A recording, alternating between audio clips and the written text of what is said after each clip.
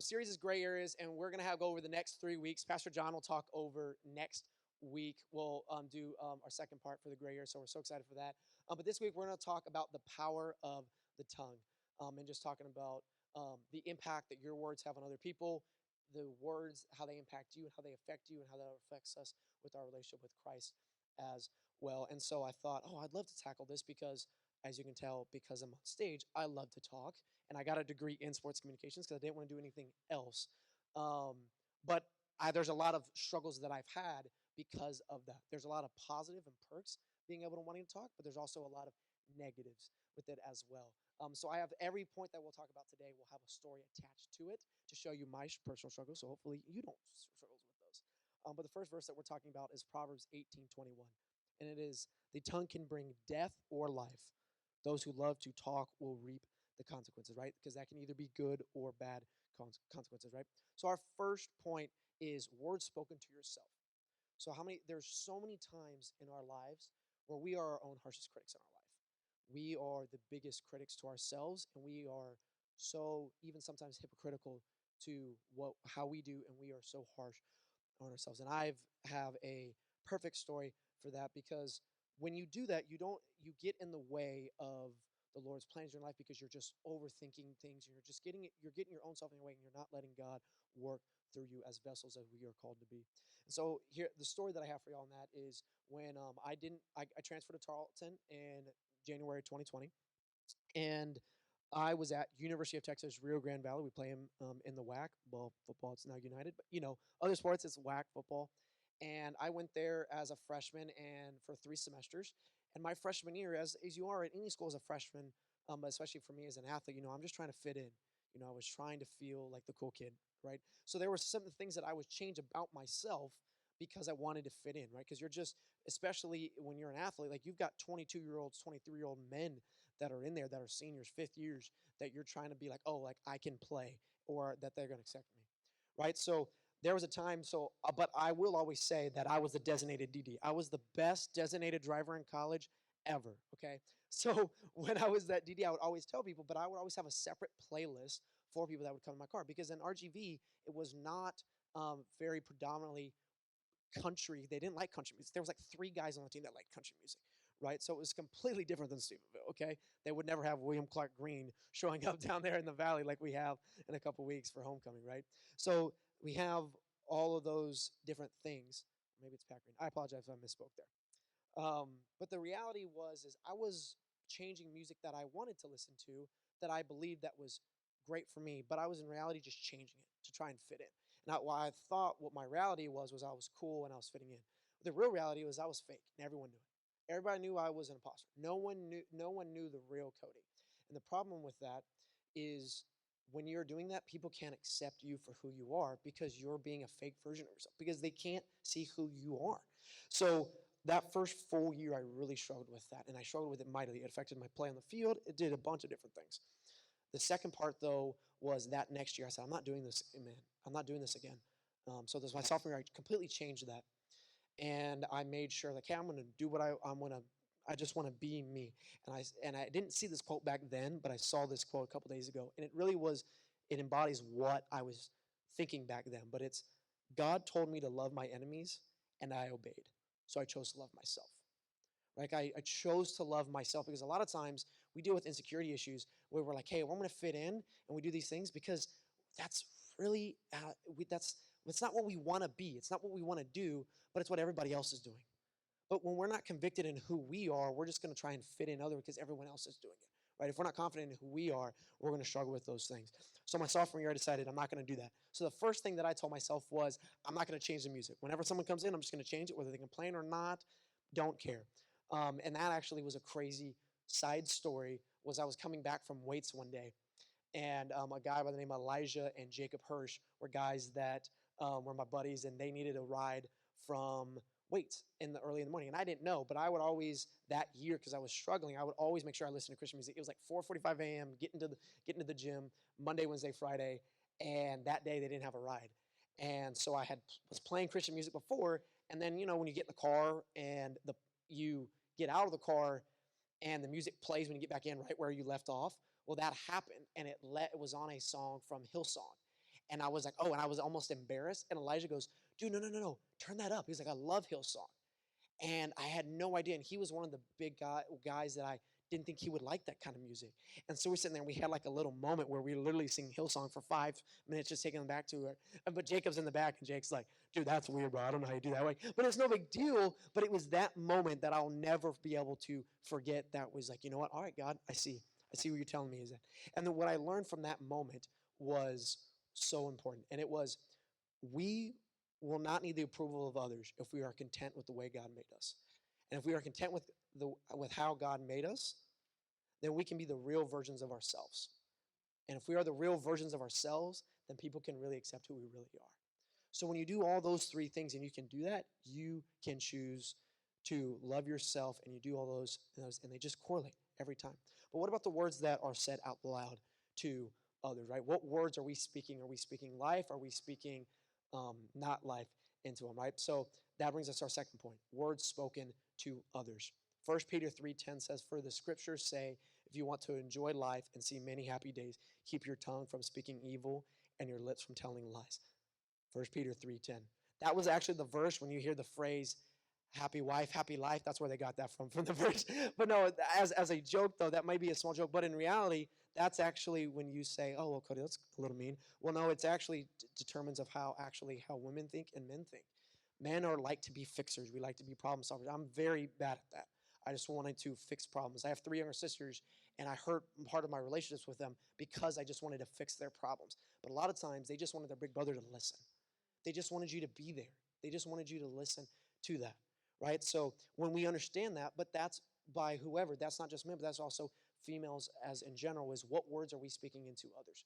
Are we speaking life into them, or are we condemning them for different things? And we're talking bad behind their backs, right? We see how it affects in all of our lives, right? Not just our significant others, but our family, our roommates, our friends that we meet every once in a while. Whatever it is, we see that effect that it has on them by the words and the power of our tongues.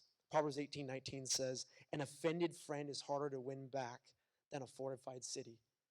Arguments separate friends like a gate locked with bars. And you've seen that. Look back on your past relationships. Look on your lives where you're like, I said something, and it has never been the same because it is so hard to gain one that trust, or those words they carry, right? They bring, words can bring life, and you can choose to either bring life and encouragement into those situations and relationships, or you would choose to say what you want, not care about the consequences, and potentially ruin a friendship and relationship because you just wanted to say what you wanted to say and you didn't want to hold your tongue. And so then the point 3 is the other way, right? Words spoken to you. Proverbs 15:1 says, a gentle answer deflects anger, but harsh words make tempers flare. How are you responding when someone tells you something that's not kind?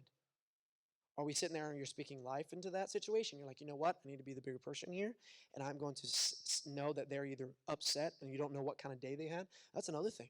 How many times have we had someone say something to you not knowing what their day's been like, what they've been going through, what kind of stress that they're under? And so it's unfair. Now, that doesn't give them the right to treat you like a pile of trash, but it's the same thing for you as well. If you're tired, for me, I get hangry. If you were on our Vietnam trip, well, there's a few in the house tonight, you would understand and you found that firsthand where I get very hangry. If I have no sleep and I'm hungry, oh, the beast comes out. It is so bad. My family knows that's the worst. I just love food and I also like sleep. And so for me, when I'm not, I'm just very hangry. So it's a struggle, but I have to be aware of that. And but you have to understand is when you're doing those things, are you choosing, what are you choosing with your words? Are you bringing life or are you condemning them? And here's the thing, that when it comes to somebody else, what they tell you, like there's maybe a memory in your life right now that you could think of where you're like, I'm not their friend today because of what they said to me. You can maybe recite word for word that they told you. Whatever it may be. There could be any story, and everyone in this room has a different story for that. But here's the encouraging part. Someone's inability to see your worth does not decrease your value, because your value isn't based on what others think, but of what God says and who he says you are. That's the reality of it. And that may be so difficult for us to hear because it's like, yes, but I'm not audibly hearing the voice of God. And you're so right. It's difficult. It is not easy to sit there and be like, God's not sitting there like, hey man, I got you. Hey girl, I got you. Like they're not your hype. They're not, he can't, you can't audibly hear them, right? But you hear your roommates talk bad about you or something, right? Or you hear your friends or sorority or fraternity people or teammates. You hear all of those people talk bad about it, and how do you respond to when they are speaking to you? So I actually have a funny story to combine both of those where I failed on both parts of this part of the story, and it ruined a friendship that I had. So my last year on the baseball team here was 2021, and when apologies 2022. Wow, I'm getting old. But 2022, and it was towards the end of the season. But there was this meme, and something you need to know about me is I have to I don't need to know everything in a conversation that's happening in a room, but I like to know what's going on. And on the bus, if you ever were an athlete or band or whatever, and you went on bus trips, where the cool kids sit, right? They sit in the back, right? Cool kids sit in the back, right? The people that are the teachers' pets sit in the front, right? They don't want to deal with that. Or in reality, here's a trick. In reality, it was just so I could be in line for food first. So I got my food first when we went places, but that was just me. Or I could go to the bathroom first, because we had a policy like no number two in the back of the bus, right? Because guys are gross, right? So I was like, I wanted to be at the toilet first, right? But I would be in the front. And so what I would do is this would literally be everyone's POV, right? Everyone's POV would be sitting there, and I'd be sitting here on the front of the bus, and I'd be like,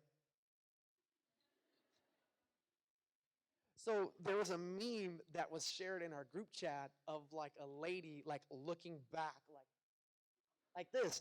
And every bus ride, the guys would send it in the group chat to make fun of me. And I caught on after it, and it just became this joke of, well, Cody's singing. I wouldn't even be looking at it. I would purposely be like, I wonder if they're going to send it. I was looking at my phone, and they would just send it in the group chat. It would make everybody laugh on the bus. Well, there was this one teammate that was struggling a little bit of no play time. Well, the guy did not make the travel roster. You are only allowed a certain amount of players to travel with in conference. He didn't make the travel roster. I did. Knowing this meme, he knows we're all on the bus. He knows when we're leaving. He knows this guy sends the meme to it.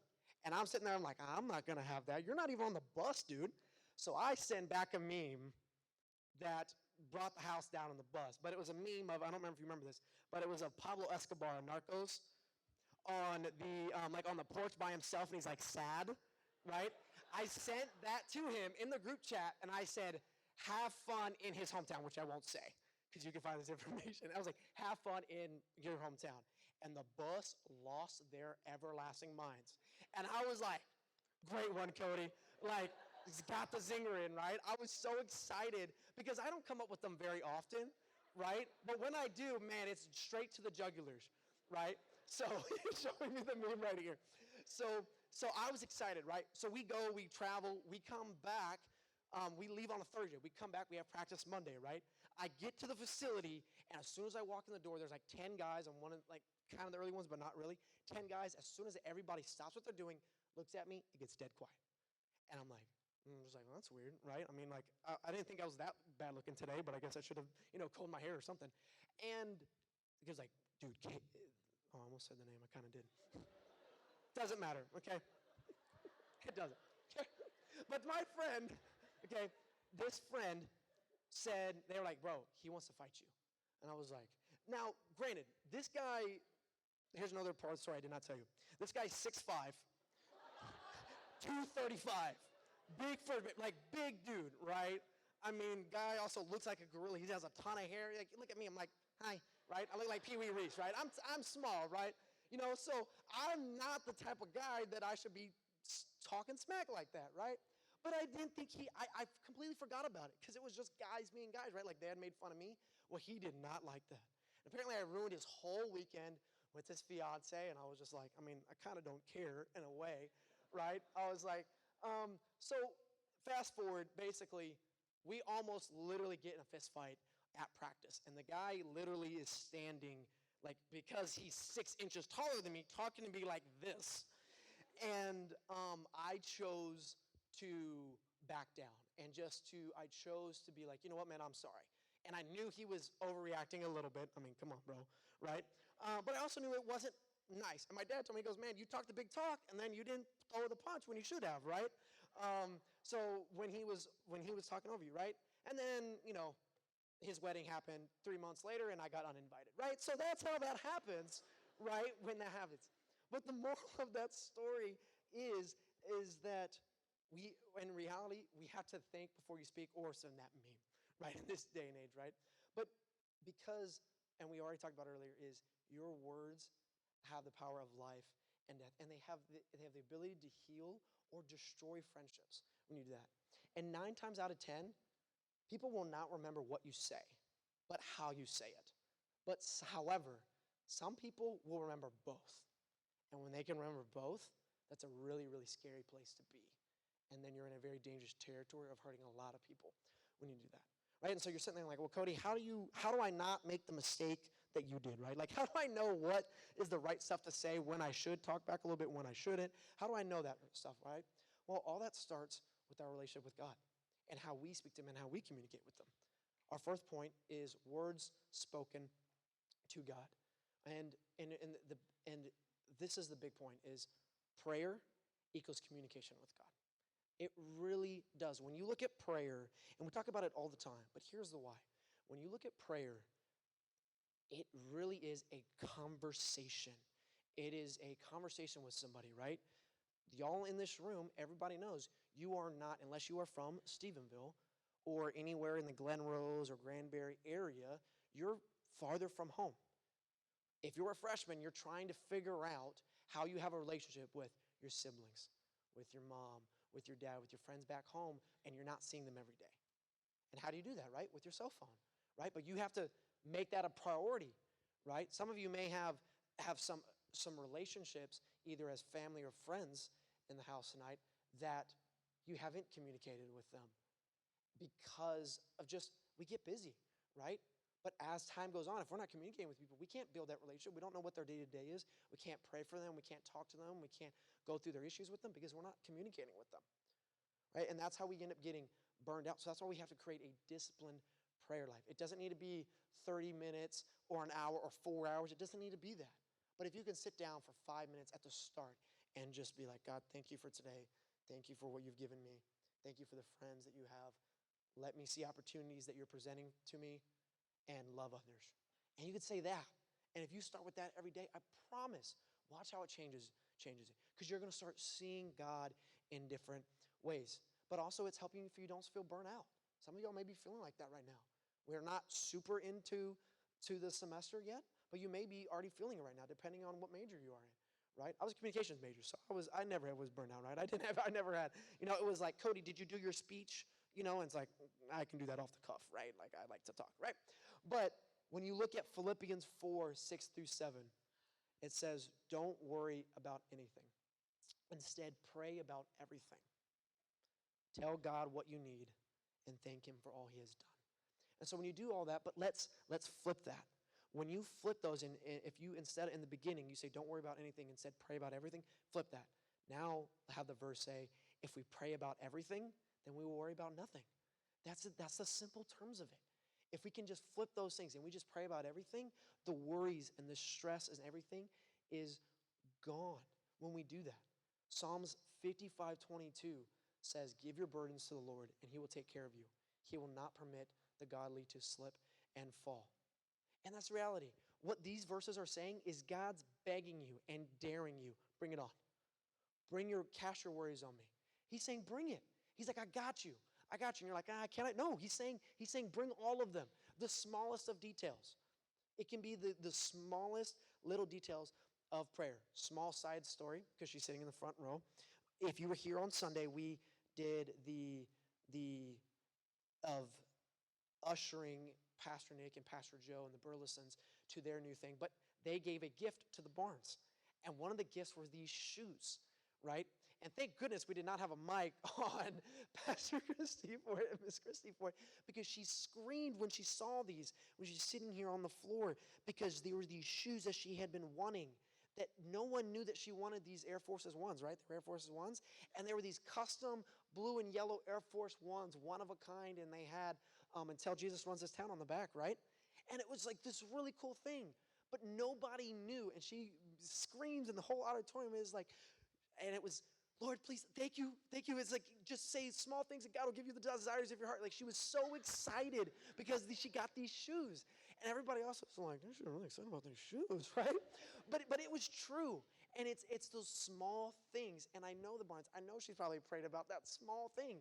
And it sounds really silly to other people, but to her, it was one of the most important things in the smallest gestures, right? And there's going to be tons of times in that in life for you that's going to be the exact same way, of those small things that when you pray for it.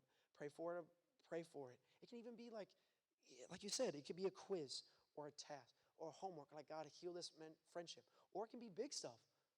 Let my parents back into a relationship. Let me heal this relationship. Let me heal this part of me. Part of me is hurt. Part of me is damaged. Heal this part. I mean, it can be massive stuff. And it can be in the smallest details, as even getting customized shoes on a Sunday, right? And so when we sit there and you say, well, Cody, how do you know the difference between earthly voices and God voices? How can we tell the differences of understanding those and not understanding the devil's voice? And I love, and when I was creating this sermon, I was telling my life group on Monday, they're like, Cody, are you excited for Wednesday? I said, yeah. I said, I know what the topic is. I knew I was going to talk about the power of the tongue. I knew it was gray areas. I had nothing else, literally nothing else prepared. And I was just like, and I was just kind of praying about, like, Lord, just give me some wisdom. Bring a word to me. I was really excited for it, but I had no clue, absolutely no clue whatsoever. And so, as I do, I procrastinate. And so I was in the office over here on Tuesday, yesterday. And I was sitting there, and while I was distracted and not doing my notes, I went through, because I hate notifications. I don't know, show of hands. Does anybody else hate, like, when you have email notifications or text and you, like, have to get rid of it? Anybody else in the house? Right? Okay, I'm the same way, right? So, like, if I can't stand, okay, how about we do this, right? No judging. If you're the person that has, like, 1,000 notifications on your message, will you be bold enough to be like, I'm just letting you know they're where they are. I'm not saying to judge. That's not for a judgment, all right? We can live together, right? We can live amongst one another, okay? I'm just letting you know they think completely differently, right? Completely, right? So I'm doing this, I'm looking through, and I'm supposed to be doing these sermon notes, and instead I go through notifications, and I'm scrolling through on my computer, and I look at one from my mom and to our siblings group chat from last week. I was like, I need to look at that, right? Because I don't look, anybody else, here's another one. Does anybody else look at the notifications and leaves it where they leave the blue thing until they have time to answer it? Does anybody else do that, right? Because you'll forget about it. You'll 100% forget about it. I will forget. My to-do list today was like 25 things. I only did like 10 of them, but I had to write them down for the rest of the week, right? So I was going through it. I saw the message from my mom, and I hit it, and I'm struggling with how I'm going to really kind of start it, but mainly end it is where I'm really struggling at this point. And I come across this picture that my mom sent me. And it was this. And it was the difference of God's voice and Satan's voice. And it was so cool when I was sitting there, not knowing that my mom sent this to me a week ago. And I'm getting goosebumps even thinking about it, that this is what she sent me. And saying, how do you know the difference? Well, God's voice is still, but Satan's going to rush you. God's going to lead you. Satan's going to push you. God reassures and enlightens and encourages you, but the devil frightens and confuses and discourages you. God's voice is going to comfort you and have calm to you, and is going to help convict you in areas that you need to work in. But the devil worries you. He's going to have obsessions and different things that aren't going to cause you astray. He's also going to condemn you for it. And there's a difference there, especially that last part, the difference between conviction and condemning. We could do a whole series on that. But that was like amazing. And when you go back to Philippians chapter 4, 6 through 7, which is don't worry about anything and pray about everything. Tell God what you need and thank him for all he has done. Then you'll experience God's peace, which exceeds anything we can understand. His peace will guard your hearts and minds as you live in Christ Jesus. So you have that photo, and you take it from that. That's how you know what God's voice is. But let's add part of it. There's a part of the beginning. There's verses before 6 and 7. And if you add verses 4 and 5 in it, it tells you to do something before that. And it says, verse 4 says, always be full of joy in the Lord. I say it again, rejoice. Let everyone see that you are considerate in all you do. Remember, the Lord is coming soon. And then it continues. Don't worry about anything. Instead, pray about everything. Tell God what you need and thank him for all that he's done. Not some things, everything. Then you will experience God's peace, which exceeds anything we can understand.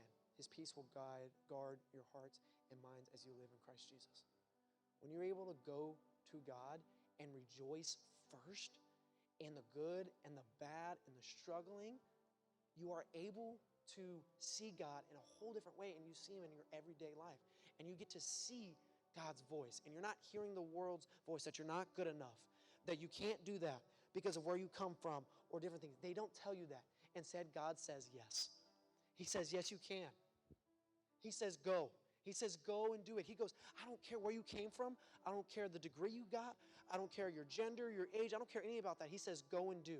And that's God's voice. And when you hear someone speaking life into that, that's his voice speaking through others. Because God works through vessels. You're not going to hear God audibly. If you do, please let me know. I'd love to have a conversation with you about it, okay? I've never have it. But 9 times out of 10, you either get conviction from it, from God in your heart, or somebody gives you a message and you're like, that's exactly what I needed to hear. Because he uses vessels. And we're able to see those things. We're able to truly know who God is and see the power of our words and the impact that it has on not only the words that we speak to ourselves, but the words that we say to others. And when we do that, we are able to grow and build our relationship with God. And then we will truly start to see the power of our tongues. Let's pray.